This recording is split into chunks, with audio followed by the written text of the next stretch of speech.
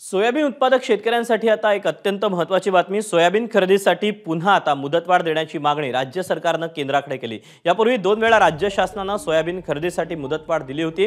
राज्यात नाफेड आणि एनसीसीएफच्या माध्यमातून 562 खरेदी केंद्रावर सोयाबीन खरेदी सुरू होती।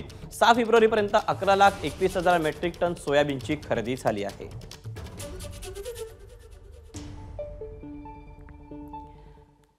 तर वाशिम मधली नेमकी काय परिस्थिती आढावा घेतलाय मनोज जयस्वालने आपण पाहूया।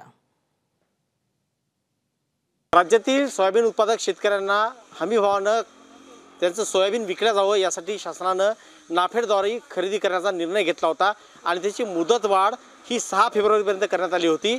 मात्र नाफेड केंद्रावर बऱ्याच शेतकऱ्यांचं पाहायला गेलं तर सोयाबीन विकल्या म्हणजे मोजल्याच गेलेलं नाही किंवा काही कारणास्तव ते सोयाबीन नाफेड केंद्रापर्यंत पोहोचलं नाही। बारदाण्याचा प्रश्न असेल किंवा मोजणीचा प्रश्न असेल, अशा विविध कारणाने हे सोयाबीन विकल्या गेलेले नाही। 6 फेब्रुवारीनंतरही काही मुदत वाढ मिळेल अशी अपेक्षा शेतकऱ्यांना होती। त्यामुळं आता 6 तारखेची मुदत संपल्यानंतर कालच राज्याचे कृषी मंत्री माणिकराव कोकाटे यांनी असं सांगितलं की शेतकऱ्यांच्या घरातील सोयाबीनचा शेवटचा दाणा असेपर्यंत आमची खरेदी सुरू असणार आहे।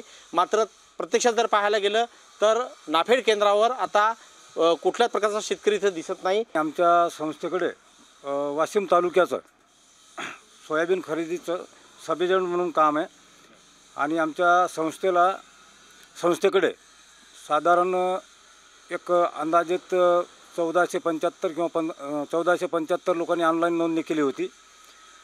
त्यापैकी जवळपास 60% लोकांच्या माल मोजणी काल 6 तारखेपर्यंत झालेली आहे। 40% शेतकऱ्यांची माल मोजणी बाकी आहे। संस्थेतर्फे सर्व शेतकऱ्यांना मेसेज सोडले गेलेले आहेत, तरीसुद्धा शासनाची काल तारीख शेवटची असल्यामुळे 60% लोकांचा माल मोजणं झालेलं आहे।